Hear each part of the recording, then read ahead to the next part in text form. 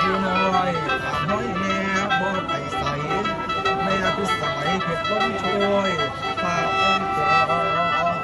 นจากสำนักสมัครแค่กาลสินธุ์บ่เปลี่ยนมาขอเรียนขอเป็นศิษย์พ่อผู้น้องดวงเก่า